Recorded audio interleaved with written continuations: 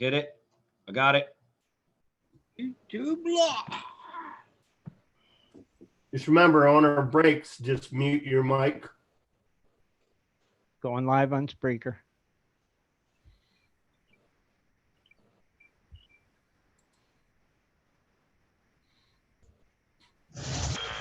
Welcome to the Prospectors Radio Show, the talk show for our community. Please welcome Rich Cooley, Indiana Gold Hunter Dennis Dayton, Kathleen Biffle, and your host, Tim Grimes.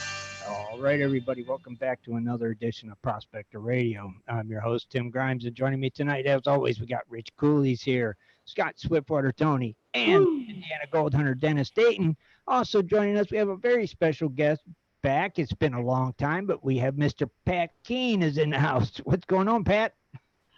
Not much. It's just a Sunday. It's about 105 degrees out here in Southern California. Oh. And I'm jonesing to go mining. How's that working out for you in California? You know what? Not so good. You know, I have nothing good to say about our governor. He's been stopping us from dredging. They're trying to keep everyone held down. Right. I think they're just trying to do this to try to somehow swing the election somehow. If they can keep everyone locked up and just destroy businesses. That's kind of what our thinking was too. I think everything will go back to normal after the elections, you know, under certain circumstances, of course. But. Well, you know, I think we all have to be smart about the COVID thing, and we all have to wear the mask when we're in front of a lot of other people that aren't of the knowing, but that's okay. But when I'm outdoors, hey, I can't be wearing that, you know? No, gosh, no. Now is that mandatory masks? They have it mandatory masks. They do. Okay, see, in our area where I live at, it's just certain regions in Ohio, and our region is one of them that it's mandatory. You have to wear them wherever you go now. Do you guys got to wear them when you drive a car too? You know what? I don't think you have to wear it when you're not around crowds. Right. If you go to stores, if you're going into a store, I'm going to wear one anyhow. Right. You know, I guess all of us are afraid a little bit of catching it, but if you just smart and you use a little bit of common sense, right, when you're around a bunch of other people in close proximity, then it's probably not a bad idea till this thing kind of blows over. Yeah. But at least till they get a vaccine for it. Yeah, I think they are. Yeah, you're gonna be waiting that long. Good luck. Right. That's what they want to do. I don't. It's just crazy. It's what's next after the. But you know what's real interesting about all of this? What's that, Pat? As a result of the COVID, keeping everyone locked down for such a long time, right? Everyone's getting cabin fever, and they all want to go out and go gold prospecting. Yeah. Mm-hmm. And due to that fact, it's just sent us into overdrive. Oh, I bet. I can only imagine. I mean, things like the mini maxes, high bankers, sluice boxes. No matter how hard we try, we can't seem to keep up with it. Okay. And we're ordering enough aluminum to do 800 sluices at a time. I mean, it's crazy. I mean, I used to do 500 of each size, but now it's just complete lunacy. Wow. And I got people that are calling me, you know, there's not enough time in the day that I have to talk to people and take orders and help people decide what the best tool for them to go out and do all of this with. Right. And, you know, I'm pretty fortunate, you know, we're a very old established company. We put a lot of engineering into our products that not many people do. Mm-hmm. Right. And I kind of feel like we're the innovators of the prospecting world. You know, if you look at any of our equipment, you know, it's all pretty unique, but we're pretty cutting edge on using different screens and different classifiers and the rubber riffles and you know, the swivel legs, telescoping, articulating legs and stuff like that. It's all completely different from everyone else's stuff out there. Right. And it's like, I was telling my girlfriend, she asked who the guest was tonight, and I told her, it's Pat Keene. I said, I think every prospector has a piece of Keene Engineering equipment Yep. in their arsenal. I said, every one of us. Well, I think that's main reason is just because we've been around for 70 years. 70. Oh, see, I told her like 50. I was off. Jeez. That's okay. 70 years. Right. So that's what. Since 1950, my grandfather was a mining engineer, graduated from Colorado School of Mines. Right. He's also a geologist, a brilliant man, and he was a machinist. Okay. All wrapped up into one. But he started going up to the Yuba River in the old days and working areas that have never been touched. Right. And finding untold amounts of gold, and that's kind of what launched Keene Engineering. And pretty funny, if you see the old dredges of yesteryears, mm-hmm. the technology has changed a lot, but the physics behind it are pretty much the same. That's what I figured. They really haven't changed in years. It's like, now, I tell you one thing, Pat, that I acquired that I love, and it's an old Keene, and I don't know how old it is. Maybe you can help me with the year, but it's like it's black. It's a black plastic like old sluice, and after the kind of like the V at the top, it goes down. There's like a little dip in it, and you could put like a little piece of miner's moss, and it's got a mesh screen that you bolt in. That was one of the first plastic sluices ever built. Oh, really? It was called a hydro sluice, and it had plastic riffles in it. It was rotomolded, and it had a couple little holes in the front of it, so the way the water would flow into the body of it, it'd create a suction and hold it down. Oh, In a lot of current, you just got to slap a rock on top of it. Yep. Make sure that thing doesn't float away on you. How old is it? I think that sluice has got to be 50 years old. Wow. Have you used it yet, Dennis? No, I actually acquired it, and it was just so cool. It's like one of those things is you don't want to use it, so I keep it up in my man cave up on the wall. Uh-huh. I'll have to send you pictures of it. It's neat. Yeah, you should post And I was always curious to how old it was and when it was made, so now I know. Now, Pat, do you guys got like a little Keene museum down there? You know what? It's pretty funny. Years ago, I saw the significance of it, and I wanted to keep certain memorabilia items in the showroom, but my dad really didn't want to. Really? I don't think he understood that the past is as important as the present. Sure. Absolutely. Yeah. But my father didn't really start the company. My grandfather did. Mm-hmm. And what's interesting, up above my office, I have this 2.5-inch suction nozzle that's hooked into a underwater, what's called a subsurface box. Yeah. And it's got a little handle in the middle of it where it's well balanced, but it's all made out of sheet metal. Okay. And as the 2.5-inch diameter opens up to a certain ratio to allow the water velocity to drop down, mm-hmm. it goes into a flared sluice box. Mm.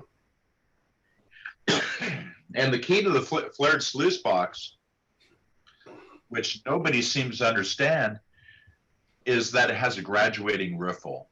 So as the energy lessens, as the aperture or the area opens up, the riffles get smaller and smaller as it widens out. Okay. That's cool.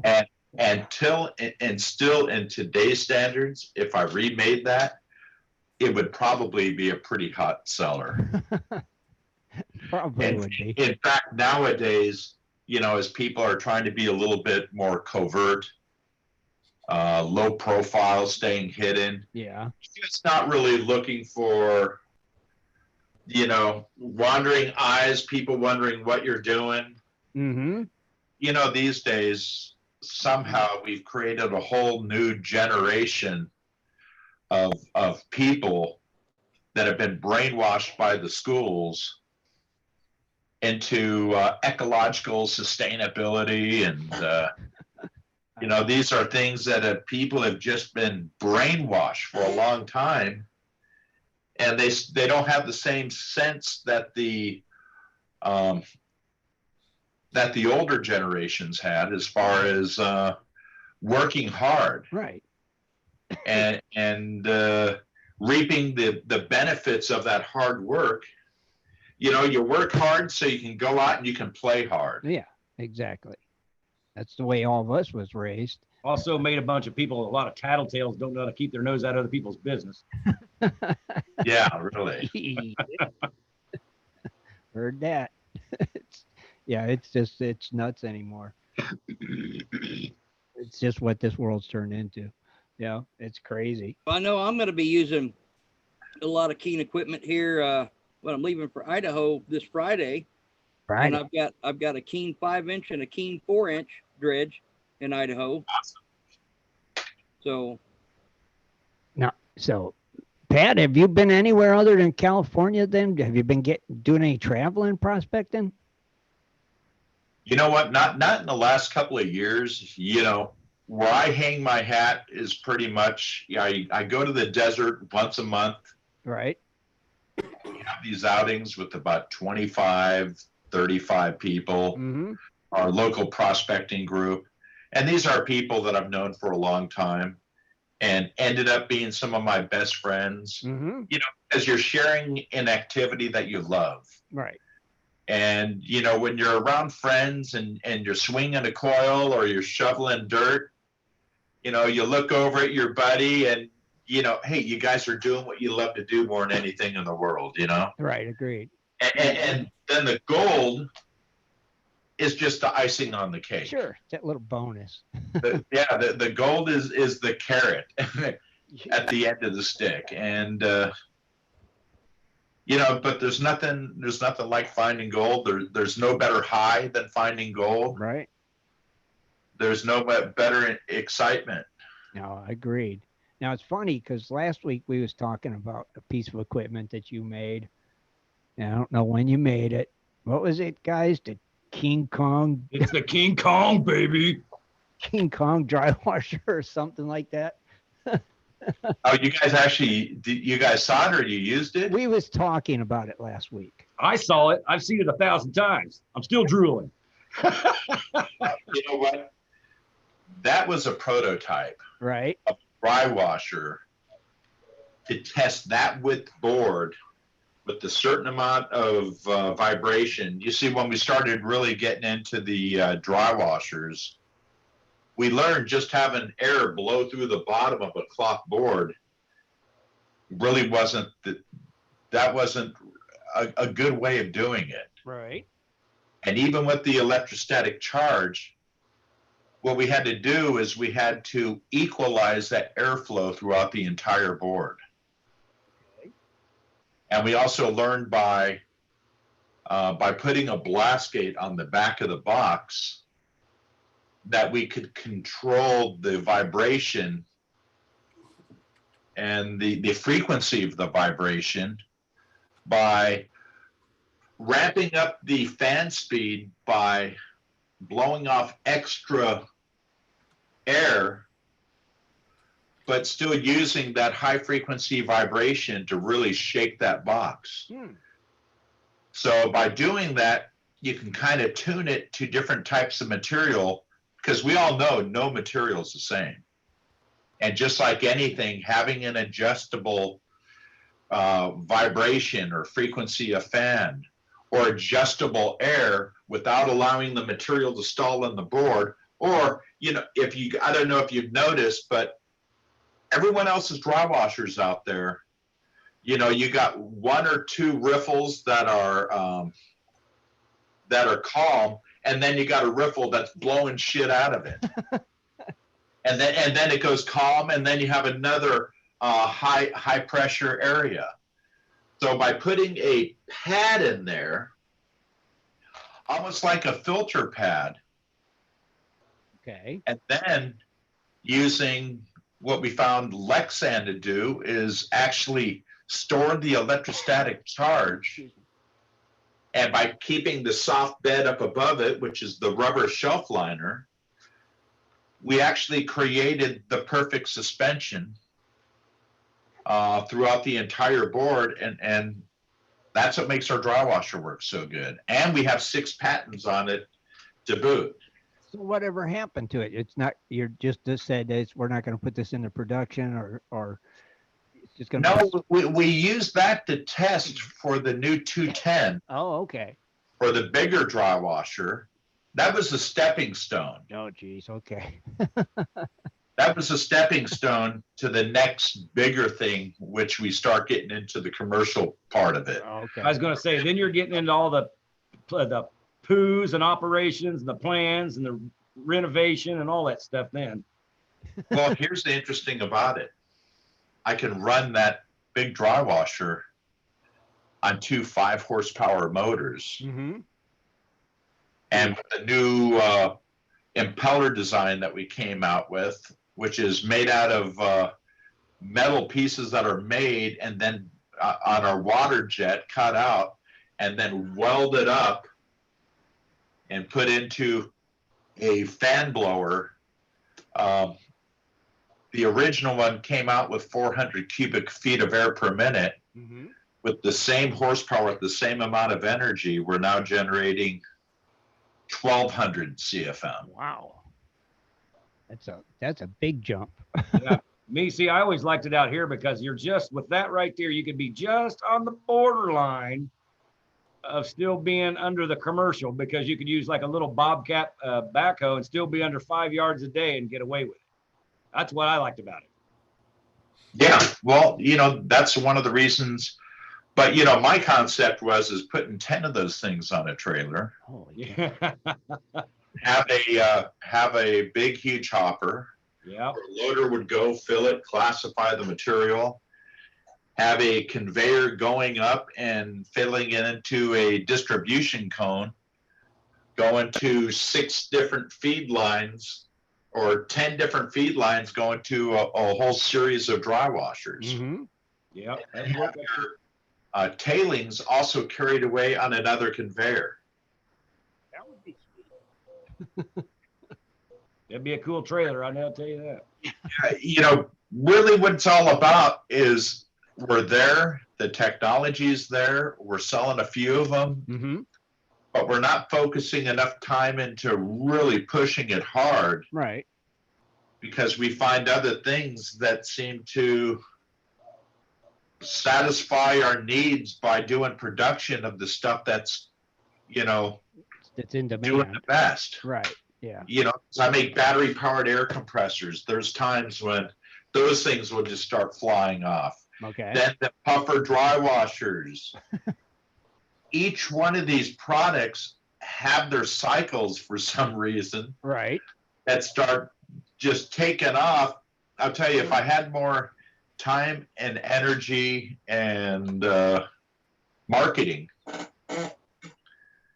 I could make this company 4 or 5 times bigger. But the problem is having people that understand it and that know it and that can explain it, Right.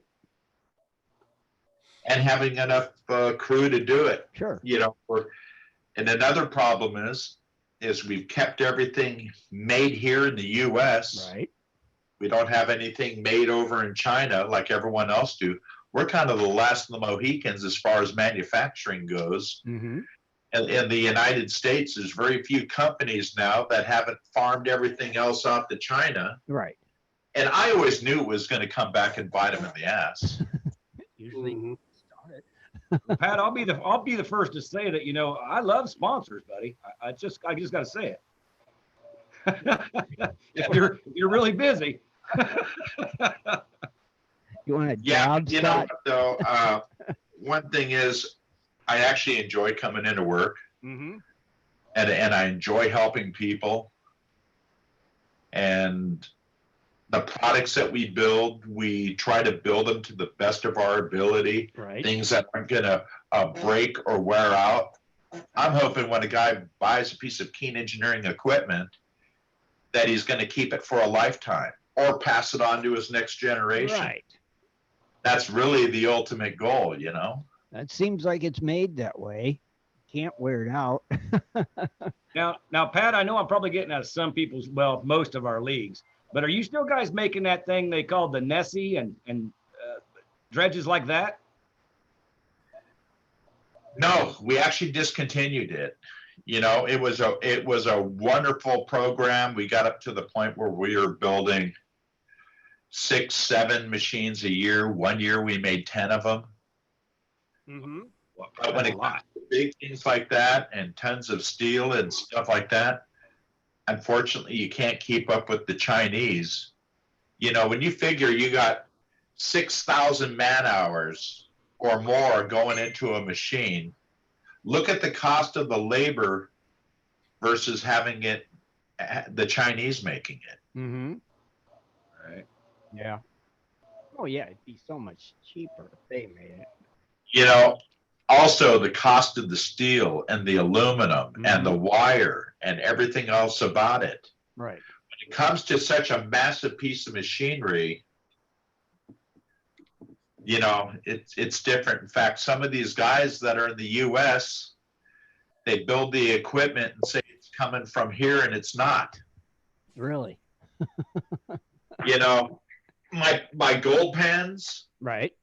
I have my own plastic injection machine, Oh. and I make it out of virgin plastic. Okay.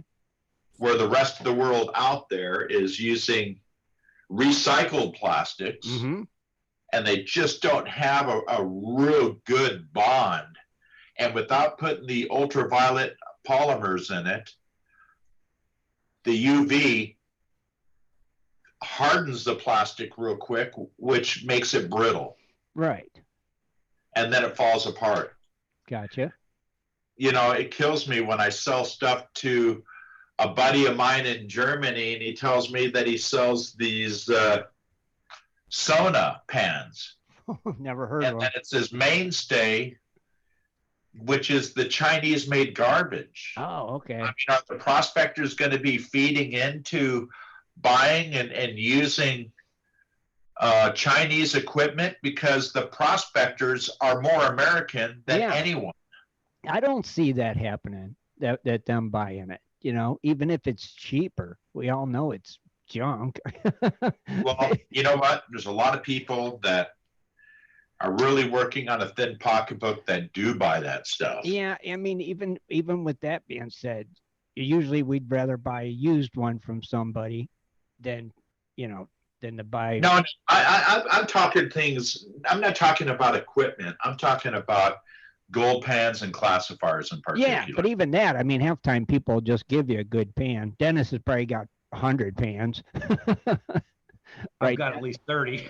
Yeah, I know I got a Keene pan somewhere. Yeah, but you know what? We actually make our own molds ourselves.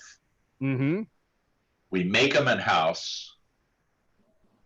My machinist, he's been working for us for 51 years. Wow. In fact, tomorrow, kind of like as a gesture of goodwill, I'm giving him about a 3/4 ounce nugget from my collection. Ooh, that's cool. As a gift. Well, that's awesome. Yeah. Man. You know, hey, if you guys worked for my family for 50 years, you guys would be deserving too. Oh, I think if you work for anybody for 50 years, you're deserving, right? Oh, no shit. I mean, good God, that's a lifetime. You know, I mean, that's devotion and dedication to the company for sure. Yeah, it is. Yeah. And another thing is, I think it was not my dad, but my grandfather hired 5 guys from Mexico Mm-hmm. back in the 60s. And my whole crew consists of their family that's all U.S. citizens that have been working for my family they have 4 generations of family working Oh, here. wow. Wow. They've been there since the 60s? So they've been here since the 60s, late 60s. Wow. A lot of years. That's good employees, Pat. You Well, know? I've been buying your product for 2 generations now, so Yeah, but these guys are all metal masters. You know, you can bring something to them. Sometimes they even figure out better ways of building it. Right. You know, sometimes doesn't matter what you know, but you take a little bit in from everyone. Mm-hmm. Right. And it's just like when we were designing the 852S sluice. I had a couple of guys that were hardcore sluicers. Mm-hmm. You know, like Kevin up in East Fork and a bunch of other guys, and Keith, the guys up in East Fork that were making a living off of doing it. Right. And over the years, you know, kind of the experience you gain and using all the different stuff out there, you throw it at some of these people as well, and you get their take on it. Right. And that helps you build a better mousetrap. Now, have you done that with a lot of your different equipment, Pat? Absolutely. Okay. That makes sense. Good move. Yeah, like our sluice design, where it has a sump at the end that carries everything to a secondary recovery system. Mm-hmm. That I had a lot of help from a guy named Larry who was in the Philippines. Oh, okay. That they were using dredges down there, and they could never make a go at it because nothing could catch gold that fine. So we had some concepts, and you want to hear what's really interesting? Yeah. This concept is not a new concept. This is a concept that my grandfather started, putting a sump at the back of an underwater dredge and vacuuming the concentrates into a secondary system where you can then control the energy and the velocity and the gallonage, Mm-hmm. and run it over, and just classified material running over a super short riffle, super wide area, a lot of surface area. Right.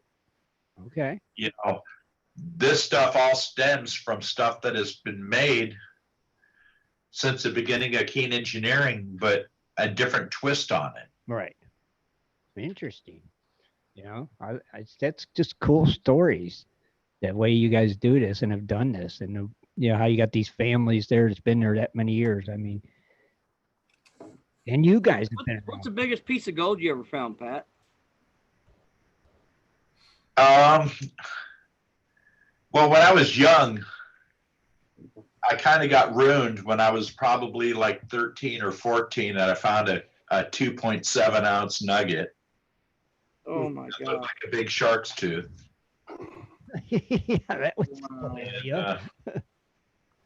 You know, I've helped find quite a few nuggets, 2 ounce, 3 ounce, 4 ounce.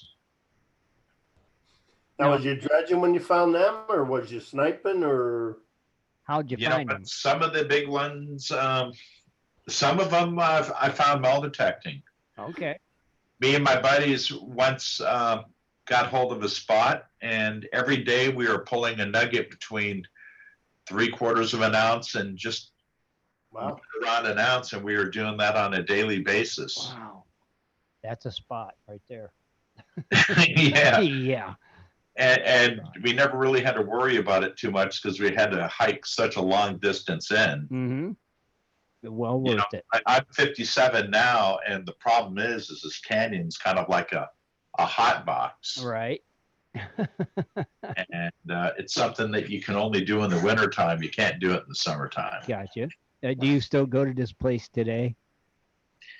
Actually, haven't been there in quite a few years. Oh, okay. I'm kind of waiting for, and the problem is the area is just overgrown with poison oak. Gotcha. Mm. That's no fun. And, you know, the Spaniards, when they found these old mines, they either planted cactus or poison oak to keep people out of their spots. Really? Didn't know that. Which brings me to another thing. Another thing I enjoy doing is I enjoy looking for treasure. Okay. So did you go look for Forrest Finn's treasure? No. No, that's a wild goose chase for someone who had the time to travel to many different states. Right.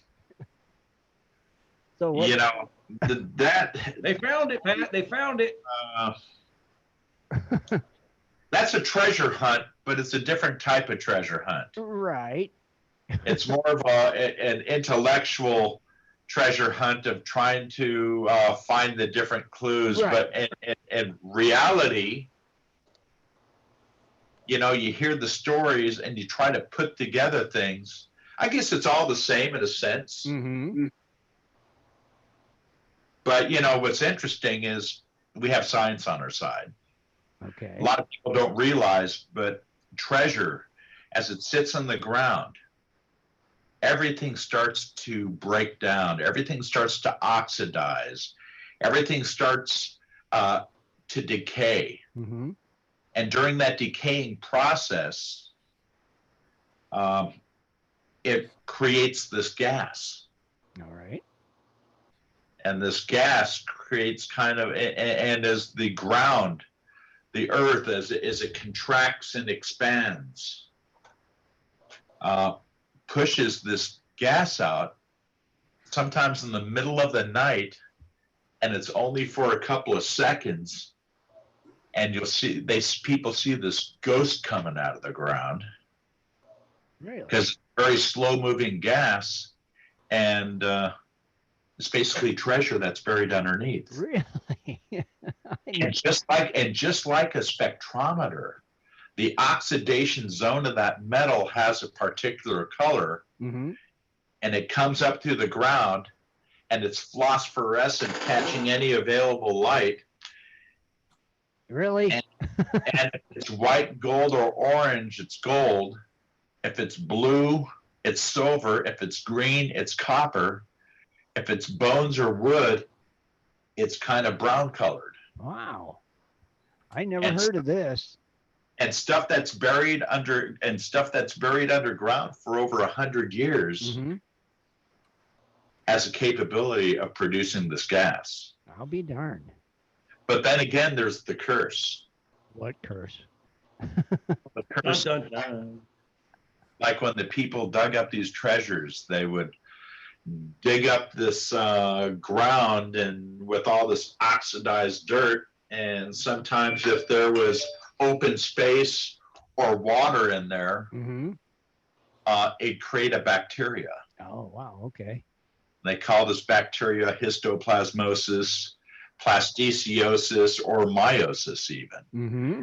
And this bacteria gets into your lungs and you breathe it in, and since your lungs are very moist inside, it gives the perfect condition for this bacteria to grow as it starts shutting down your organs until you finally die from it. Sounds like COVID. Maybe No, that's. quite a bit different, and it takes a whole lot longer It time. sounds like it, though. Hmm. Well, that's like, you remember back in the day when you had all the stories about the guys that used to go around grave robbing, Mm-hmm. and they would die, they would die later on in life, 10 years, 5 years. People never knew why. Somebody could have died from the freaking plague, God forsake, and then somebody redigs that person up. It's still going to be there. It didn't die yet. It's still there in the graves. That seems to be about the same thing. If you're doing the wrong stuff, I just never trusted that. Even like when you're going with those guys, what do they call them? In Egypt, where they find the tombs. Oh, yeah. Yeah, you don't know what that guy died of. You don't know what they put inside that room and sealed it off. A guy that opened the tombs died from histoplasmosis. Oh, that's what he died of. Yeah.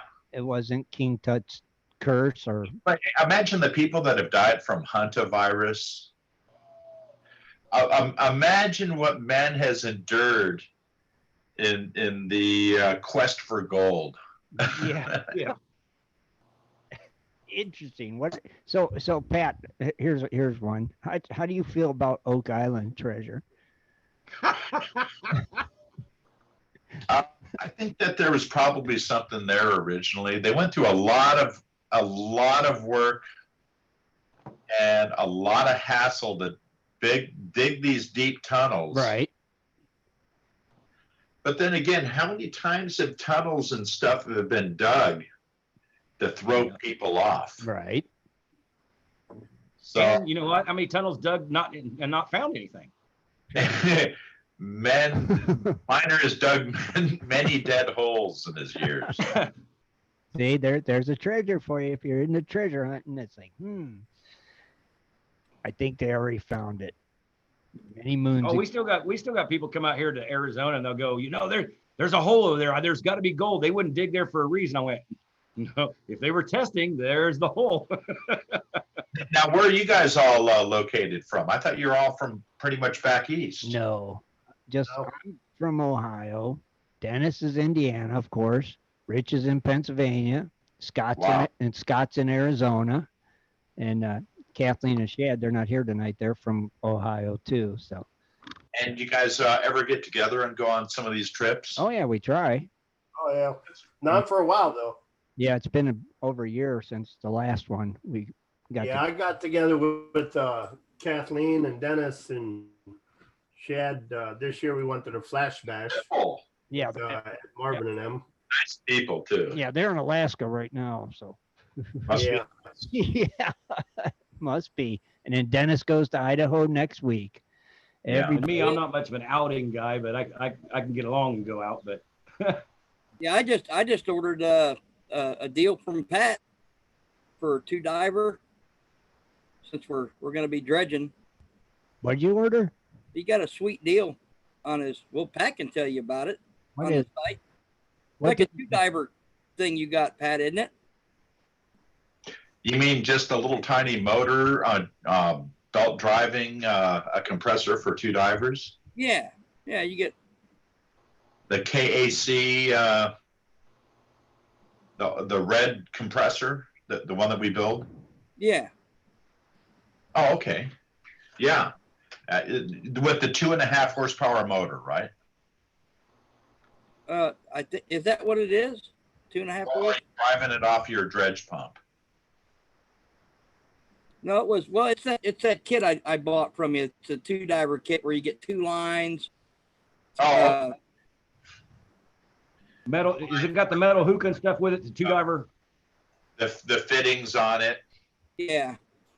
And I always tell people also, additional to anything else, also put an inline filter, a 40 micron filter Mm-hmm. in line on your air system. Hear that, Dennis? Yep. Cool. Okay. Yeah, always a good idea to. See on mine.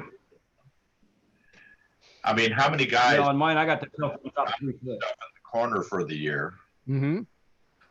don't really seal it up? I've seen where mud wasps have gone in the compressor and made nest. Oh. I've seen stuff where guys had it in the corner of their dredge and spill black sands or spill all kinds of crap on their stuff.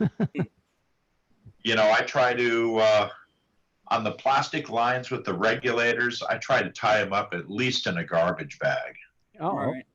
That's a good idea. And then before I take the stuff out in the field, I like to blow a little water and sometimes a little alcohol, maybe a little bleach in the line to make sure that there's no contamination, Mm-hmm.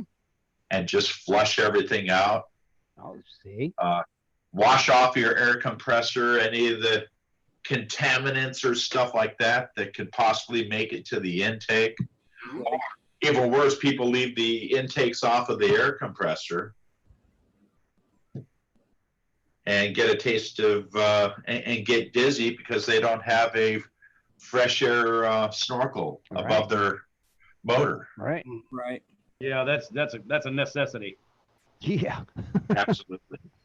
Well, hey, I'm on your show, guys. So you tell me what you want to talk about. Well, we are. We're loving this. This is great. And so This is what we do. We bounce subject to subject. yeah, we like bouncing it around. But you know what? That's what keeps it real. It is exactly. You're right. I favor my crash box better than I do.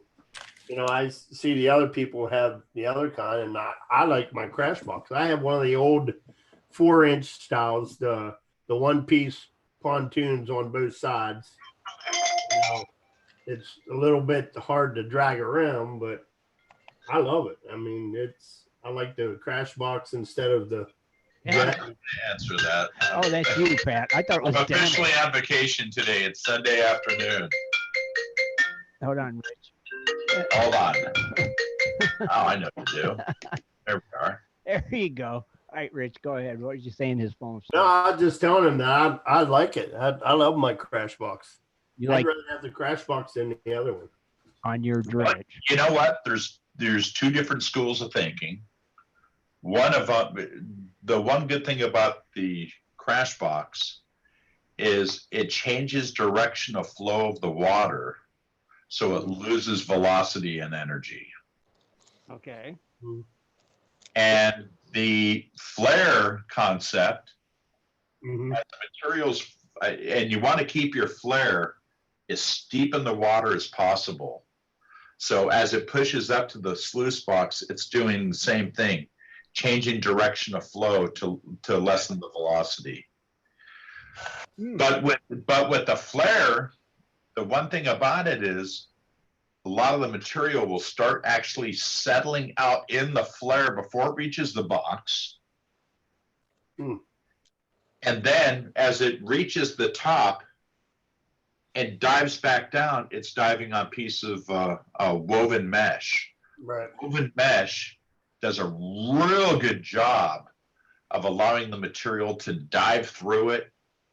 And the flow, as it's going across carrying the sand with the woven wire, it actually force feeds it, pulls it, rather than a sluice box where you have to use a punch plate below it to get those rocks to skid out.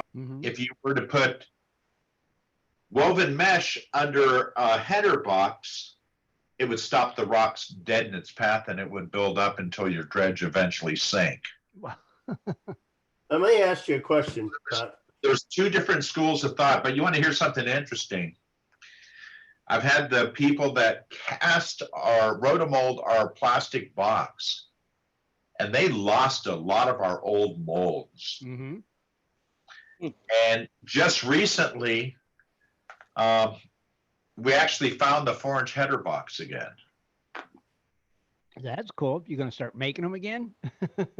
No, but there's a lot of people out there that have had older dredges where the boxes are 40, 50 years old. Right. Where over the time they've become hard. Right. And who knows, someone throws a jam rod at it and pokes a hole in it or cracks it.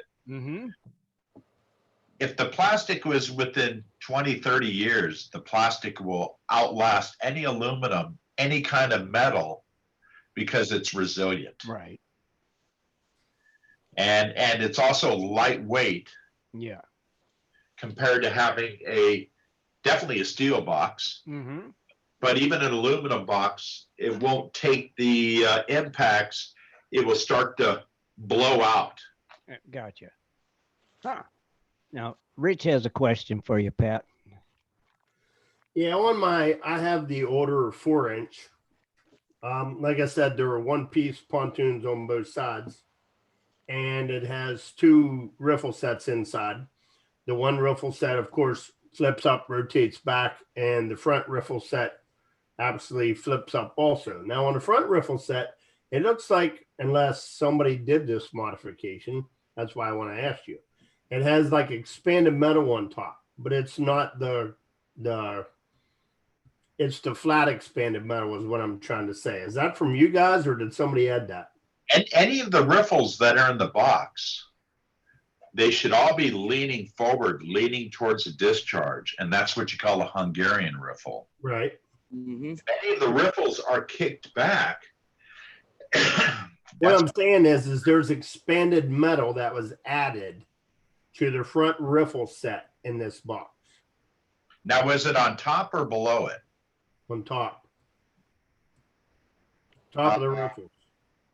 Yeah, I can't understand that at all. That's something that someone did themselves. Okay. I was going to say, because that, for the life of me, I didn't understand why somebody did it. That's why I was asking. What that does is it disrupts the eddy current, and you don't get a clear eddy in the riffles. Mm-hmm. If it were me, I'd probably tear it out. Yeah. Okay. If it's actually welded on top of the riffles, if it's riding above the riffles, where the water can still go over the top of the riffle unimpeded and create that eddy current, which creates that natural vacuum behind the riffle. You know, there's so many different types of riffle designs. Right. And Hungarian riffle is the only riffle which is really considered as a rejuvenating riffle that has an excellent exchange between light and heavy material. Mm-hmm. But once you start forming a ramp on the backside of the riffle where it's completely filled up, then you can start losing gold. I've had this discussion a lot of times, but most of your black sand is what's called a hexo-octahedral crystal when it's ground up.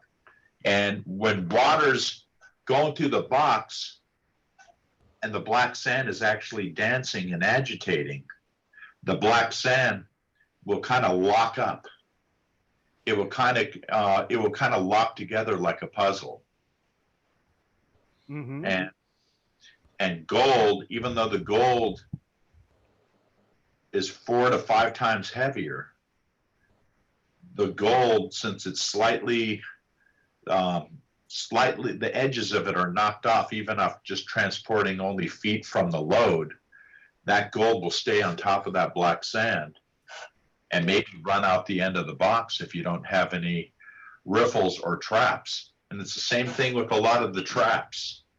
A trap will fill up, but it doesn't have the ability to rejuvenate. Gotcha.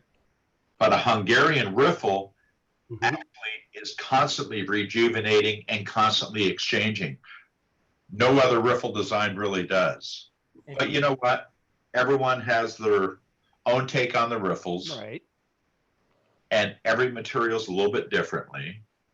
And sometimes people have to find the best method or the best way for something that they feel is working good. But here's the thing. Is all the gold getting trapped in the very beginning of the box? Right. Is all the gold staying within the first 6 inches or the first foot of the box? Is any gold making it down past that point? If it is, it has problems. Right. Yeah, but can you honestly actually say that, because you could actually be overfeeding the box as well? You have to keep the ratio of water and material just right. Okay. Right. Like anything. But you know, and I know you're always gonna, when you're using a dredge, or if you're feeding it, you're having surges and stuff like that. Now here's one thing that a lot of people don't realize. Surges in a sluice box are recovery killers. So when you start your dredge, you feather the throttle up real good. When you shut down your dredge, you feather it back real slow. Gotcha. Because that first initial rolling wave will boil the stuff out of the riffle. Yeah. Good to know. Where the or when you slow it down, if you stop the flow, that last bit of the eddy will kind of pull stuff out of the riffle. Oh, okay. You know, I see this and I know this because I watch for it very carefully. Right.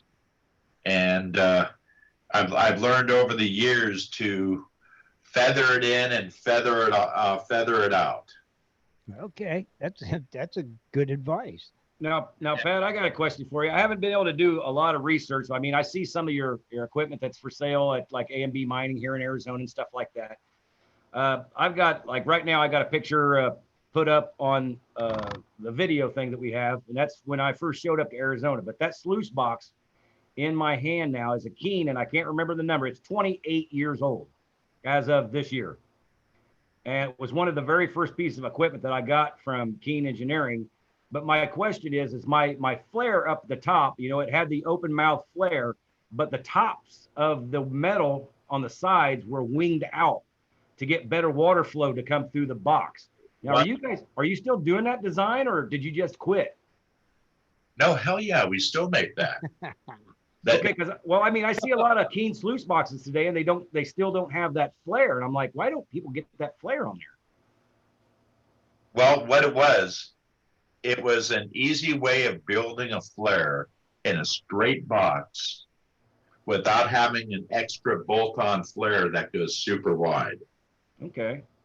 And a lot of people that are backpacking in, they don't want that big open flare up at the top because they want to keep it as small and as compact as possible. Yeah, because this sluice box is about 3 feet, but it's got a handle on the side, very easy to carry through bushes and everything like that. But I just haven't seen anybody with that same box anymore. I don't know.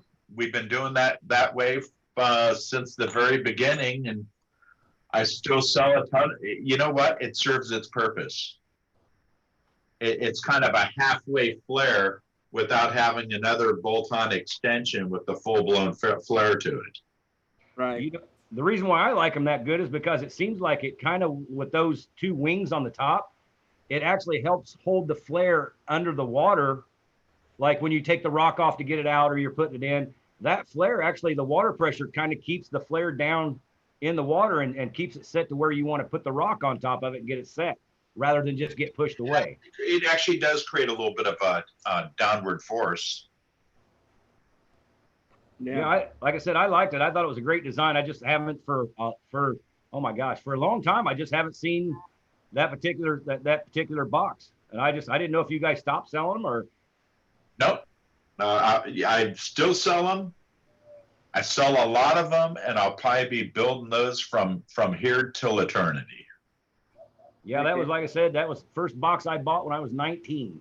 Hey, Pat. And how old are you now? 47. Hey, Pat, can you explain the difference in the riffles? Like in some of the boxes, you have the narrow ones and you have the thicker ones. Some are higher, some are lower. What is the purpose of that? The higher and lower riffles is designated by the size of material that you have going over it. Okay. And, you know, a lot of recovery has to do with how high or how small you have the riffles too, by the way. Buddy. If you can get, you know, there's almost a formula to it, but it's not really a formula.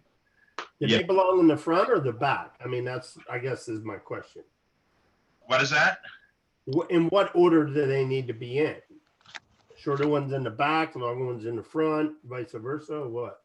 Well, you know what? That's strange. That's funny that you asked that, because we have found sometimes by mixing it up with high and low, that the low will have a better ability of trapping the smaller gold, or the taller riffle creates a lot more turbulence. Don't confuse that with turbidity, but turbulence.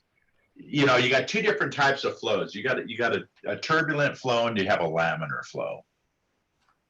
Laminar flow is more of a straight flow. So sometimes, like when people have a slick bottom before it hits the first set of short riffles, is preparing it like a nice laminar flow before it meets those small riffles, that the real fine stuff will add up. The taller riffles are basically more or less for the nuggets, or just to get if you're running a lot of larger material, you have to protect the concentrates that are behind the riffle with the taller riffle. But when you're dealing with super fine gold recovery, if you can classify your material and run a shorter riffle, you'll actually get better results. Yeah, buddy. Like if I'm running Miracle Mat and I'm running 1/8 inch or minus, I'm going to get optimal recovery if I'm not running too much water velocity. Right. With 1/2 inch height riffles, like we run in some of the dredges and stuff, and in the sluice boxes, you notice your material is always being classified at a 1/2 inch. Right. Well, that's what I'm talking about. In my box, there's two different size riffles. Looking at is how much energy does it take to move a 1/2 inch rock, and how much energy does it take to move a small particle? You have weight and size ratios, but you also have surface area of the rock. And the more energy that it takes sometimes to move that larger particle, because it has a certain weight to it, versus the fine dust that's going to flurry through it. Yeah, So- like see Pat, that's one of the things I always say, like in my videos, I've been saying on the radio show too, is when you classify, know your gold, know what you're really running. Because if you're running anything, say from micro sand to like little flakes, you're not going to be wanting to run 1/4 inch rocks. So get rid of them, because once you get rid of them, the bucket that you actually ran, you've actually got maybe 2 to 3 buckets worth of concentrates to run in that bucket rather than running 3 buckets, because you took all the bigger stuff out that is not gold.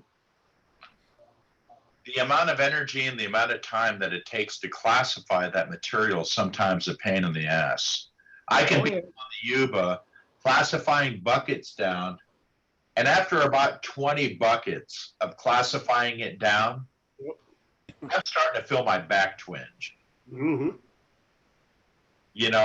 Especially when you fill up the bucket all the way with water, you take a shovel load, you put it in the top of the classifier, and then you're working the bucket back and forth. You're shifting that classifier, kind of turning it circular back one way and back the other way. Classifying material is a pain in the ass. Okay, well, what I was talking about was mostly dry. If I was running things wet, 1/4 inch rocks through a sluice box or a high banker wouldn't be much. But I want, I know there's 1/4 inch classifiers on the dry washer, but like I said, I'd rather take the 1/4 inch rocks out when I know I'm getting micro sand to flakes and there's no chance of nuggets. I'd rather classify. Screened chicken wire. What was that? For existing hopper, and knock down the classification a little bit more. Did you hear him, Scott? Yeah. Okay. If you classify the material going through your hopper, Mm-hmm. and you make sure that you're one of the huge things that I've learned about dry washing is regulating the flow of material precisely, and try not to run it too fast. On the big dry washer, we have found out to achieve maximum retention of gold, that's why we use a conveyor belt to feed it. So we can scrape off a perfect volumetric flow going through that machine. And that's how we get the best recovery off of it. Even with the dry washer, you're running surges through it, you're not going to have the same recovery. So sometimes keep your gate on your dry washer just a hair more closed, and take a break for a second, so you're regulating your feed going into your box. I've seen just waves over waves over waves of surges go through a dry washer, and I'm telling people, no. They got the motor blown wide open. Yeah. That's, you know what? You could always find those guys in the desert. They always got a cloud that looks like a tornado above them. And when the guy tells me, you know, I can dig more than anyone and stuff like that, and I don't want to say to him, but how's your recovery? That's what matters right there. See, when I run, me and my ex-partner, we used to run a 140 and 151. I can tell you that a 140 concentrated down to an eighth mesh will only take a bucket and a half before you bend the rods. And a 151 classified down into eighth mesh will only take 3 buckets until you bend the rods on the stand. We made it a little heavy, but you know, we figured out what it could take because we'll fill those things up and then we put an extra board down at the very bottom so we can get an extra bucket on top of them, because we usually run them like an hourglass. So we run them like low and slow. You know, the motor's about a little bit below half, but we got great vibration. Air's doing its job, but we got the sand's coming out really nice and slow, but it gives us a chance to go back and work other stuff as well, get other buckets ready, classify what we need to do. So that's like I said, we fill them up. We've seen what they can take. That's for sure. Reach down into your tailing pile and you can grab dirt and you can squeeze it. And if it's still turning into a little bit of a dirt clod, you might even want to rerun that material twice. Oh, no, what I do is I actually will run that stuff. We don't run anything out here in Arizona wet. That's just, once it rains and we got any kind of water at all in the washes, it goes from dry to wet automatically. For sure. Yeah, but like I said, when we're running dry, what I do is I actually will take my tailings piles and I'll make sure that they're close enough that when water comes in, I can run a hose up there and I'll dry land dredge them. So I can run, like I said, I could do, anywhere from 3 to 4 yards at every 2 days and have a darn good tailings pile. But then when it rains and you can't get, if you didn't get your stuff down here in time or anything like that, you can rerun it wet later and you could get twice. I think a dry washer is only 68%. What do you think? I think you can get up to 90% if you're operating it correctly. Yeah. Wow. I just think it's a combination of everything. Yeah. I think you can achieve even better recovery in that if you're just super duper careful and you take your time. Sometimes I'll work less than some of these other guys digging because they just want to be monsters. And I might end up with a little bit more gold than them because I'm not trying to overload the hopper. I'm not trying to overload the tray. Trying to get a nice, smooth, regulated flow, like I was talking about, makes a difference. That helps, Scott? Yeah, we just, like I said, we overload the tray just because it gives us time to go do other stuff while it's running low and slow. Other than that, if we were shoveling right into it, you ain't going to shovel. You're not going to shovel as fast as that 151 will eat it. That's for sure. I actually know a couple of guys that can. And I work it by myself. I know some guys that could just dig into the cup. Oh, geez. Them days are done. Yeah, I'm out to enjoy myself, not to try to kill myself. Right. Yeah. I'm just there to make money. Digging's for the Well, birds. you know what? That's kind of what we all think about. Sure. But, the reality of it is our bodies will only go so fast and so hard. Yeah. Yeah. Yeah. Unless you're young like Scott, then I guess you can go a little longer. I know you were saying, Pat, you said you're on vacation. It started today. No, I'm definitely not on vacation. Oh, I thought, man, if you was on vacation, what were your big plans? But Not to the desert, but I actually handle the heat pretty well. But when it gets like it's 108 out in the desert, when it's 102, 103, it's no problem. But when it gets 108, I was out in the desert about 4 weeks ago testing one of our new crusher designs.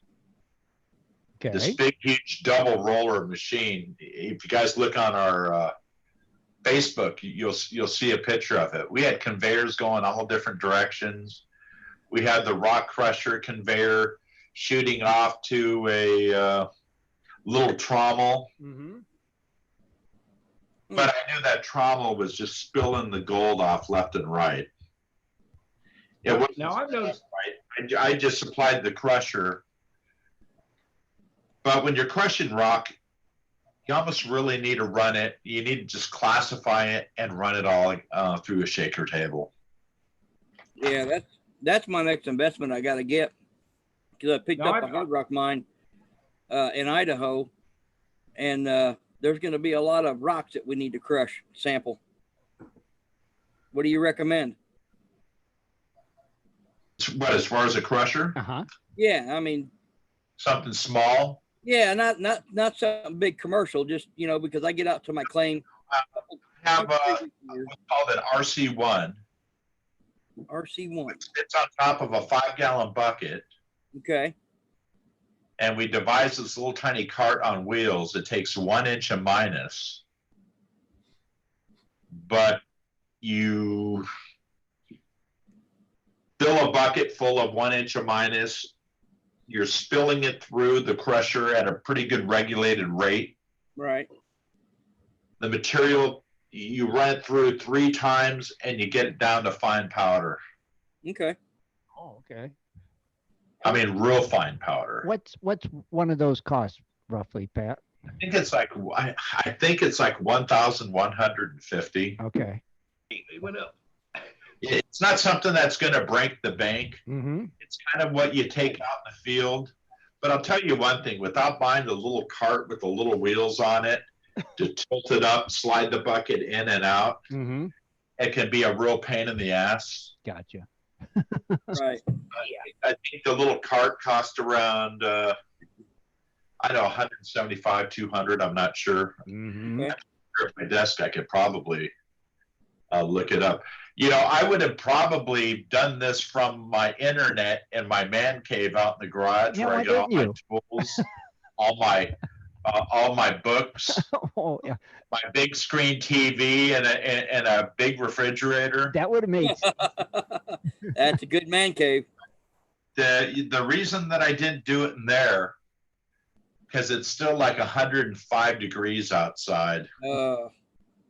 And I think yesterday and earlier today, I think is the most I've ever spent in the house with my wife ever. Is that good or bad?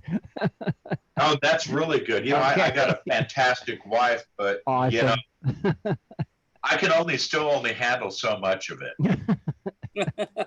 You at the office right now then? Yeah, and the reason being is I'm only 2 miles away from my office. Oh, heck, that's awesome. You got the air conditioning cranking. It takes me 6 to 7 minutes from the time I leave my house till the time I get here. Uh-huh. That's the way it should be. And you know, in my office, I wish you could see. I got all my paintings of the dredging scenes, of the prospecting scenes. I can see them because you're on my Skype. I can see them and they look cool. I was noticing them earlier. I actually had one of the paintings. I commissioned a painter to paint it, Mm-hmm. and guy's name is John Agrella.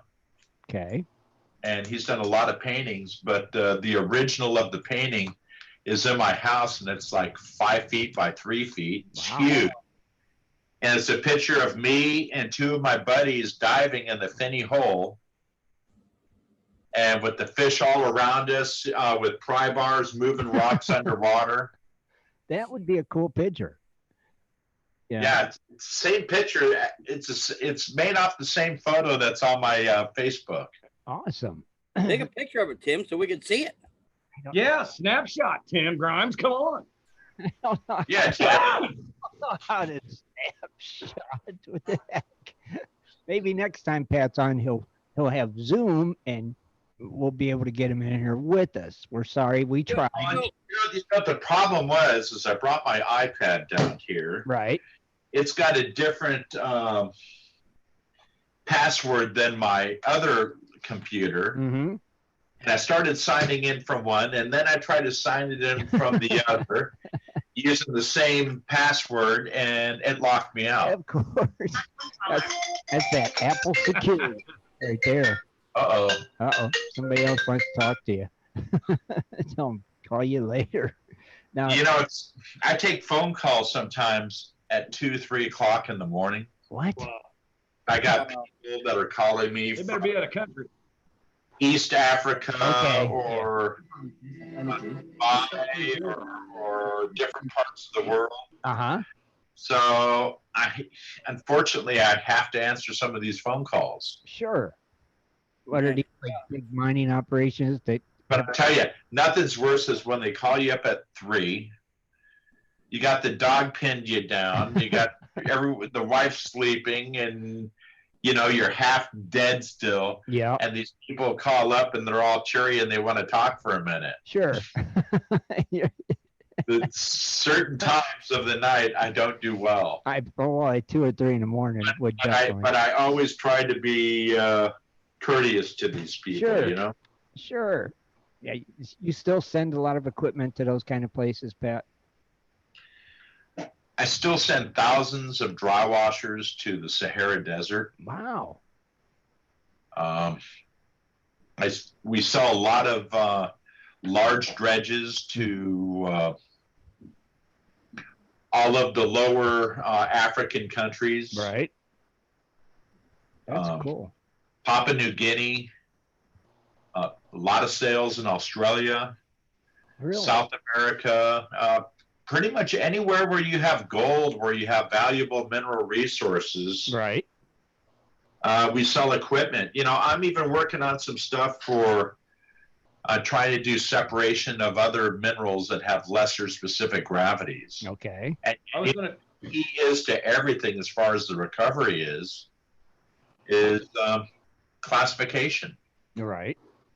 When you can classify everything to a uniform size, then it's easy to use specific gravity to do the separation. Mm-hmm.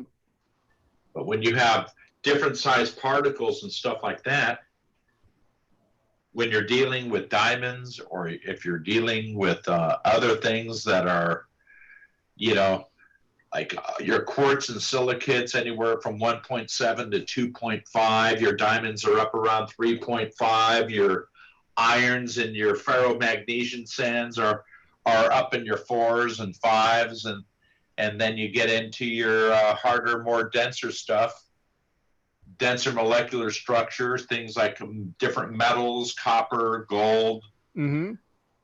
silver, platinum, Garnets. lead or mercury. But Darn it. thinking about the dredge laws, all of this was propagated on a fraud with Right. them shutting down dredging in a lot of these areas. Right. It had nothing to do with the dredging at all, Right. but we're dealing with the politics. Right. That's what it all boils down to.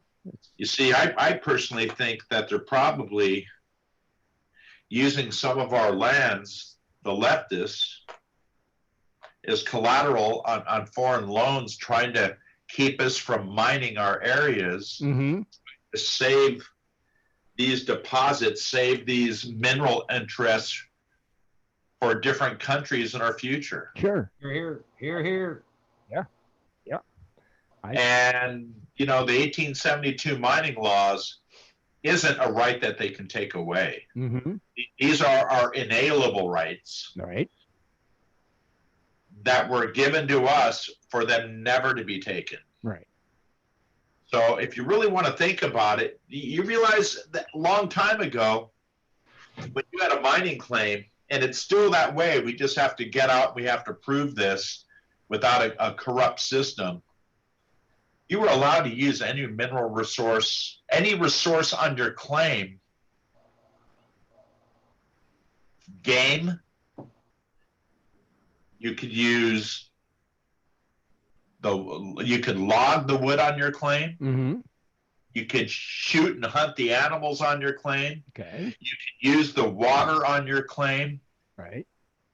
That mining and the rights associated with that was paramount to any other use of the land. Okay. And people don't understand that. So I think that we have rights that nobody else can fathom, but the problem is corporate law and judicial law is seem over to take over common law, which was the law of the land. Right. Exactly. Now, what do you see, Pat, for the future of it? Oh boy. Well, we're kind of at the precipice between good and evil. Mm-hmm. And these leftists, they know if they don't fight till their dying breath, they're going to all end up going to jail. Mm-hmm. So I think that they're fighting for their lives. Gotcha. And all these people out there, I think our only hope in life is to get Trump, which is going to steer us away from socialism and communism. Agreed. Pat, I always thought it was funny if you take all the BLM lands that we have here in America, pretty much, most of it's in the West Coast, and you take a see-through map of all the gold fields and you overlay it, you'd be surprised how much of the gold fields are actually in BLMs or natural forests now. Some of the greatest places we can dig gold are now natural forests, and now you can't dig there. So, well, it's not just that, but a lot of it has to do with the Center for Biodiversity with the Department of Fish and Wildlife. Mm-hmm. I think that all of this, who's the biggest supporter of the Center for Biodiversity is people like George Soros. Mm-hmm. That have figured out 3 target species for every inch of the United States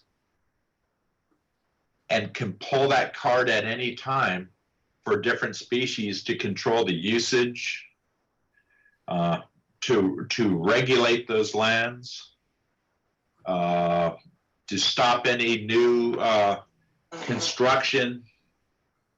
And unfortunately, a lot of times they use that and mitigate, which is a legal form of extortion, to get millions of people, or to get millions of dollars out of these people that want to do something, if they're going to let them do it there for.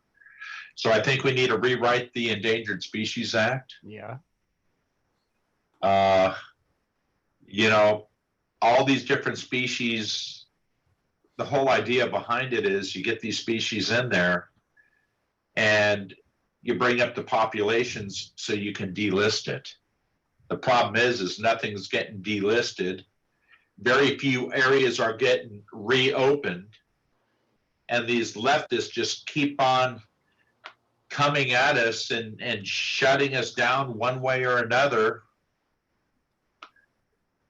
And you know what? It's sad what's going on. Sure. We just want to go out. We want to exercise our rights as Americans. Right. Now, I heard they was going to allow dredging in California, but it was in areas where there's no. Well, you know what? That's all a sham. Ain't it? It's all a sham. You know what? They just drag it on. Right. Year after year after year with another layer of bullshit. That's what it is, right? How many years has it been now since they put a moratorium on the dredging? That'd be 10, right? 11. 2009. So 9? I thought it was 11. 7 years now. No, 2009 is when they put the moratorium on suction dredging. All right. So it was 11 years. It was at the same time when I was up on the Yuba River dredging. Right. You know what's bad, Pat? There's still a lot of people out there doing it. There's still a lot of people that are up in the sticks exercising their rights. Yep, I would be too. Not me, I would never do that, but there are a lot of people that do. Hey, You know what burned me up is I moved to Arizona just to dredge in California, and the year that I moved out here, that next winter or the next summer where you could go there to dredge, That's when they outlawed it. I'm like, are you kidding me? Arizona? Well, he moved to Arizona so he could come and dredge in California. Oh yeah. Oh yeah. Mm-hmm. Well, let me tell you, Yeah, I just couldn't. almost had their way and tried to cut it off, and just enough people made a stink of it. Oh, they tried it there too. See, They tried it under 43 CFR 3809. Mm-hmm. Man, see. And that's when they started regulating the horsepower. And then wanted to wrap you into some bullshit plan of operation, even if you're running a generator on their camper. Yeah, we don't do that. Yeah. It's out here. It's like it's something you don't have to have a plan. You don't really actually, by law, have to have a plan of operation unless you're moving 5 yards or more a day. Exactly. Well, hey, that's how it was written. But you know, these people keep on changing the rule book, and they keep on coming up with these new policies, Mm-hmm. which aren't laws and can't be upheld in the court of law. Right. See, they just make the rules up to fit them, is what it is. Oh, Yeah. that's like they wanted to start doing dredging permits and stuff like that. I'm like, you know what? When I pay for my mining claim, that's my permit right there. Yeah, but even with the, you know, we are removing 98% of the mercury. Yes. Mm-hmm. We are creating thermal refugia, where we're creating pools of deeper, cooler water for the fish to go into. Right. We clear the clay and siltation off of small areas, which allow new spawning beds. Mm-hmm. Get rid of the mercury. I'll tell you what, out here we don't see a lot of mercury in the washes, but man, do we get the lead. We should be applauded for being environmentalists for cleaning up the river, but it wasn't about that. It was just about using it as a tool Right. to stop dredging. And this whole methylation thing is bullshit, because it doesn't happen in the rivers in Northern California, because a lot of the mercury bonds with selenium, which antagonizes it, which stops it from converting to, I think, HD2 methylmercury. And mercury doesn't even methylate in cooler water or highly oxygenated water. How was that? It only occurs sometimes in the siltation, in the bacteria that's growing in the mud, when it gets trapped in layers and certain types of vegetation. Mm-hmm. But there's no such thing as methylation up in Northern California. And I was part of the ad hoc committee when Kerry Monahan, who was one of their little scientists, let me tell you, this was a flim flam from the very get-go. They decided the way they were going to do this. It didn't matter what evidence was produced. The whole point of this, where's the corpus delicti? Where's the harm? There is no harm. Right. There's never been a reported harm of a fish or any aquatic wildlife of any kind. Right. But it's politics, guys. Yes, of course it is. Well, you can't. I mean, even with if somebody says something about the fish, if you raise fish in a farm, do you know how they transport them by sucking them up in a dredge and blowing them out in a dredge? It's the same thing. They put them through a pump, which is a recessed impeller, which has a high fatality rate. So they're transfer pumps from the farms to the trucks to the river. They have to pass through a pump in order to get out of it. Oh, okay. You see, they can do all the harm, but we can't. Right. And hey, I'm also a fisherman, okay? That's right. Yeah, I fish, I think we all are. I kill fish, and I eat fish. Right. Mm-hmm. Well, they're not giving any kind of incidental take for a fish. Even if it's an accident, we'd probably be hung by our toenails. Right. Oh, yeah. More than likely. Yeah. Yeah. More than In which if a fish goes through one of our dredges, it just goes out the back and comes back to the front again. Why do they off. suck up a hot dog something like 20 times and never damage the skin on it? Yeah.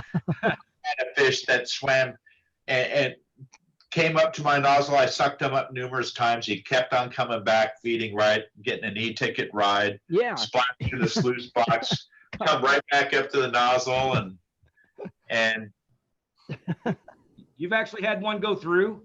up for more. Sure. I I believe. never can get them. They get like 2 inches and then swim on. I'm like, how do you do that? Skills, Scott. Skills. Pat, Well, I mean, I'm like, oh, he's going to get sucked up. He goes, nope. He just goes out, eats a little more, and comes right back in front. I'm like, how are you not getting sucked up? This thing would almost break, this 6 inch would almost break my wrist if it got caught. well, You know, this is a conversation that we should be having around a campfire with a cold beer. yeah. Well, we'll have to do that someday. Pat, I'm going to let you go. It's been, it's 9 o'clock. It's been an hour and a half. It's been a pleasure having you. And Yeah, thank you.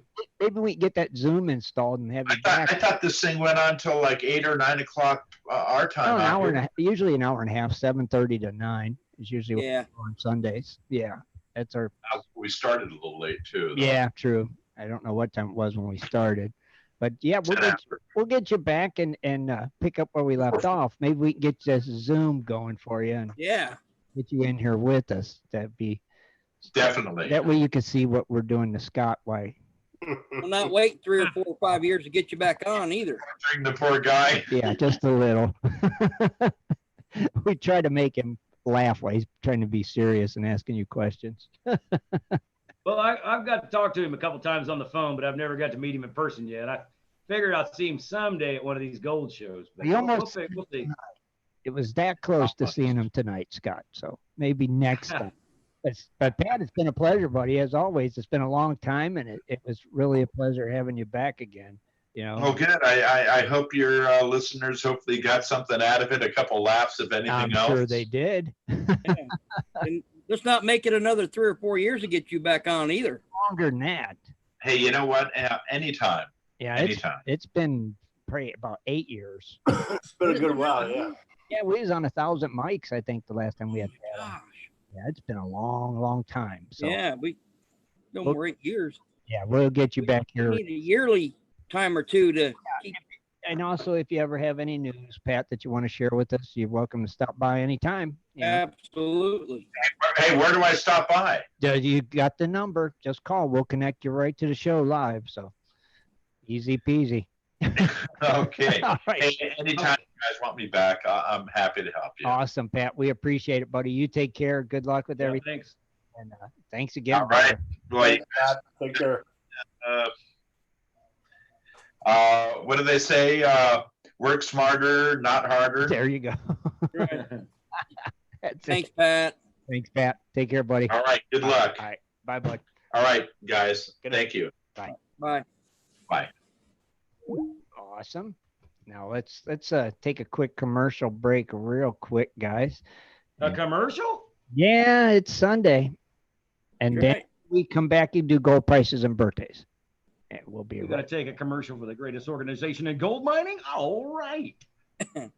Do you like to mine for gold? Enjoy prospecting a nice crack in the bedrock? Enjoy getting outdoors to camp, fish, hunt, and hike on your public lands? You plan your trip, load the gear, grab the dog, put the family in the truck, and drive off to a locked gate. A sign says you cannot enter or access your own public lands. Mining claims and public land owned by we the people are being designated as off limits by our own government every single day. Are you concerned about the direction our government is going? Are you tired of seeing no access, no entry signs on your lands? We are, and we are fighting back. We are AMRA, America Mining Rights Association, the fastest growing small mining advocacy association in America. AMRA is a 501c3 not-for-profit formed by miners, hunters, off-roaders, retired military men and women to stop the insanity. AMRA was formed to educate, unite, and help the small miners and and public land users on their rights. Rights given to us by God. Do you want access to great mining claims? For a small tax-deductible donation to their Miners Legal Fund, your family gains access to proven excellent mining claims across America for an entire year. AMRA challenges the USFS, BLM, EPA, and the other agencies intent upon stopping you from enjoying your own lands. You are who pays these people's wages. It is time they listen to us. We need to unite. And that is what AMRA is doing. As you sit here right now, thousands of acres of public lands are being closed, locked, and blocked from use by you. Are you fed up yet? Join us. Get in on this fight and let's restore America to what our families fought and died for. Freedom. Just visit AmericanMiningRights.com. AmericanMiningRights.com. Also, check us out on Facebook at American Mining Rights Association. AmericanMiningRights.com. In 1858, gold was discovered in the rivers of New Caledonia. This discovery would spark a massive gold rush. Today, the search for gold is much easier, yet still challenging with Dirt Hog Pay Dirt. At Dirt Hog, we pride ourselves on our gold and guaranteed gold amounts. Just visit DirtHogPayDirt.com today and buy yourself a bag of the best pay dirt concentrates on the market. Order with confidence in Canada and North America. DirtHogPayDirt.com, the best gold concentrates on the market, period. Also, be sure to check out our Honest Bonus program. If you're interested in gold prospecting or treasure hunting as a career, hobby, passion, or just something you're interested in getting into, you have to visit goldprospectorspace.com. At goldprospectorspace.com, you'll find forums, chats, videos, blogs, sections on dry washing, metal detecting, high banking, and so much more. At goldprospectorspace.com. There's a store, classifieds, and at goldprospectorspace.com every Sunday night at 7:30 Eastern Time, tune in to Prospectors Radio, the talk show for gold prospectors and treasure hunters. GoldProspectorspace.com is a social network with thousands of members, and everything you need is at GoldProspectorspace.com. Sign up today and get connected to others who share your love of gold and gold prospecting. Let the treasure hunt begin at GoldProspectorspace.com. GoldProspectorspace.com. All right, everybody, we're back.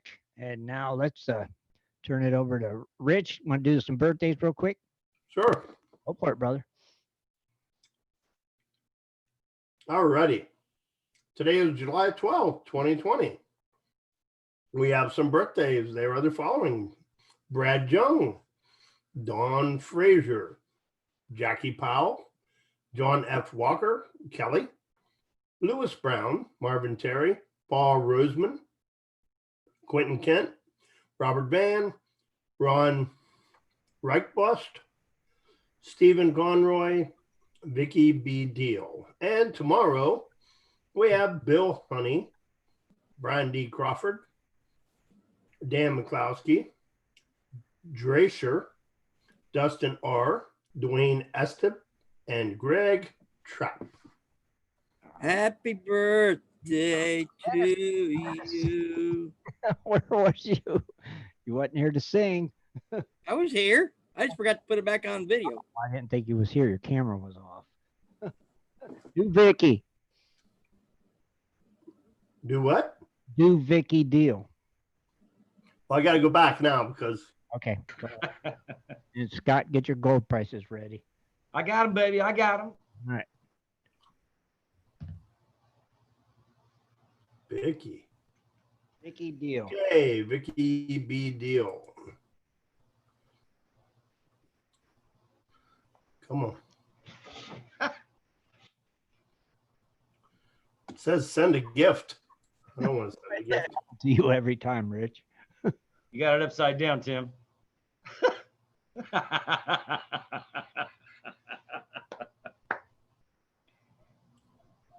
We'll try it again. Here we go. She is from Conover, North Carolina. Types of prospecting you do. She does panning and high banking. Do you belong to any clubs? She said yes. GPAA, Matthews, LDMA. How do you find the site? Carolina Prospectors. Who referred All you right. to the site? Bill Brewer. Cool. What kind of equipment do you use? You use pans, high bankers, gold cube. Cool. Oh, that's it. Well, Yep. Cool. Well, happy birthday. Happy birthday and thanks, Beer Brewer. Happy birthday, everyone. Hey. Yeah. Cool. Scott, what about them gold pressures? Oh my God, folks. Herman. Take a step back and hold on to your pants.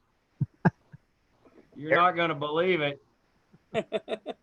Gold right now, it's actually trading, and I'm actually watching it trade live. Gold right now is at 1803.20. We have broken the record, folks, Booyah. of 1798. Wasn't it 18 something last week, Scott?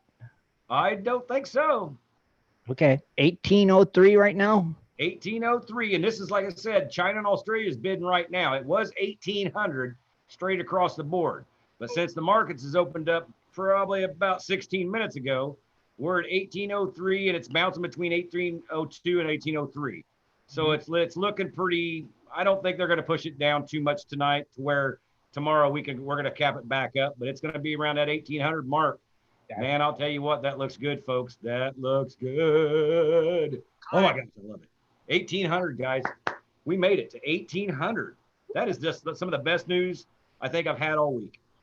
Pass go. Anyway, we got silver prices coming in at a pretty good price too, at 1883 it's getting up. plus 15. It's going to be 19, Scott.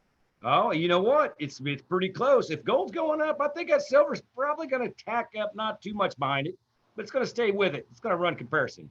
We got platinum actually went, it says it's got a red line, but it says plus 14 at $826 even.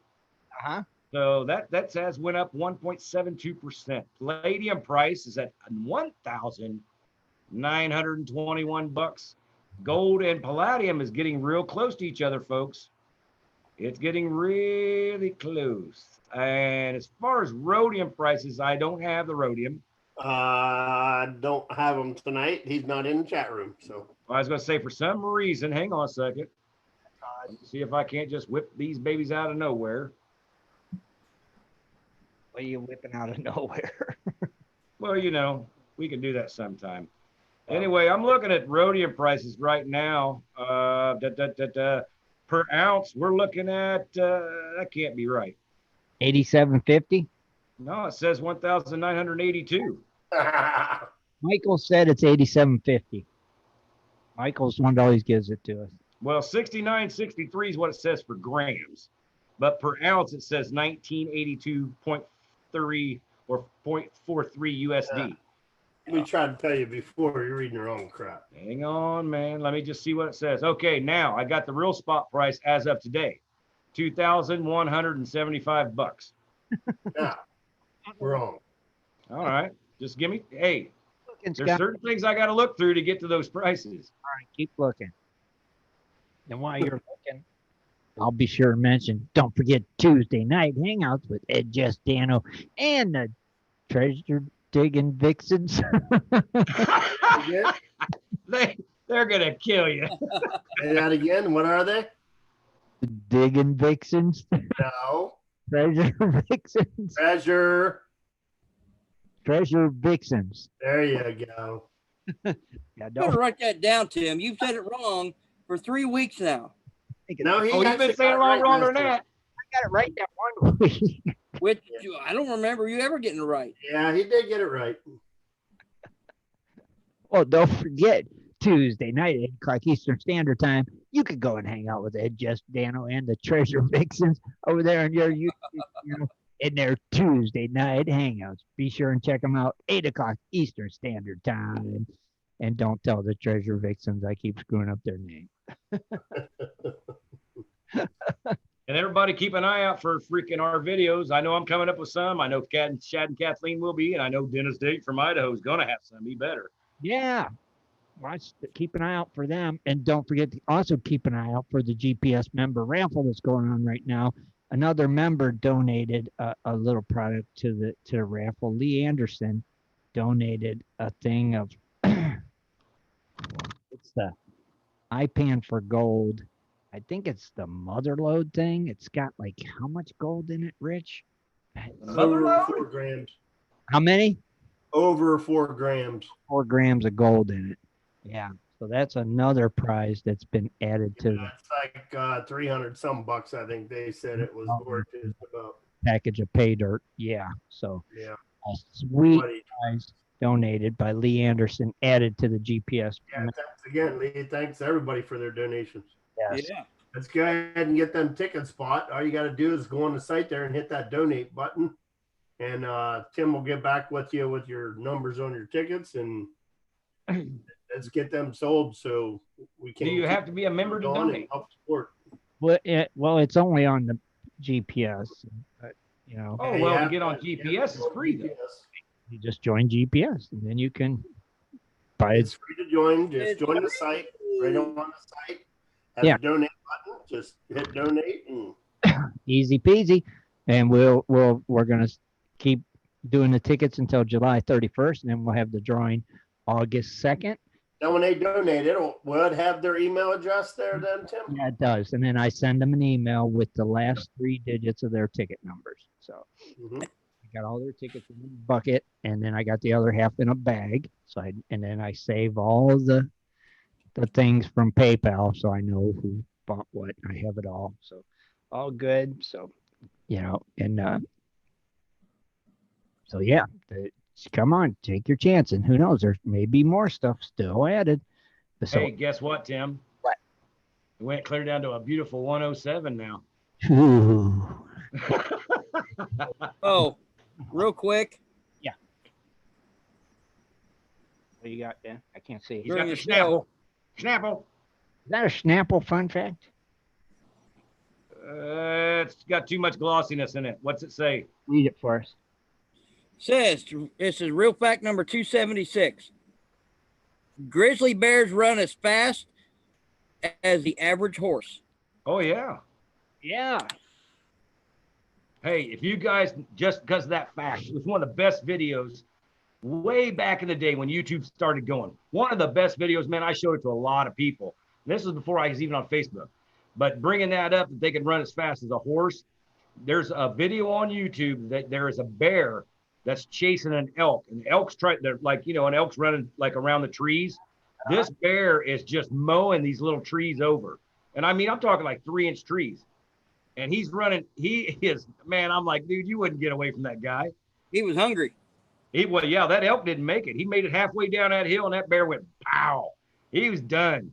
But if you look it up on YouTube, I can't remember what it's called, but he's chasing an elk, and he just, like I said, he takes 3-inch trees and he runs straight through them, and the elk's got to like miss him from left and right. Oh, he catches him. It's a fantastic video. Just because that I remembered that. That's cool. Well, thank you for sharing. No problem, buddy. Because I probably will be watching it now. It's neat. See? So let me see. Raffle, Ed and Jess show. Don't forget to join us Wednesday night here for West Coast Wednesday. We'll be here. Also want to say thank you again to Pat Keene for joining us tonight. It's been a lot of years. Yeah. And I won't be Sunday. Actually, you won't see me for a week because What day do you leave down this I'm Friday? leaving this Friday. So I know I won't be Wednesday because I'm on 12 still during the week. So maybe Wednesday I can take a break and head up the hill. Okay. And if nothing else, can call from my phone on West Coast Wednesday since I'll be out on the West Coast. Yeah, cool. Yeah, let us. What you ought to be doing is looking at maps of your claim and figuring out where you're going to dig. Oh, I already know where I'm digging. I already got it mapped out, brother. Right? Cool. Yeah, so yeah, if you can get in touch with us, let us know how things are going down there. Ow.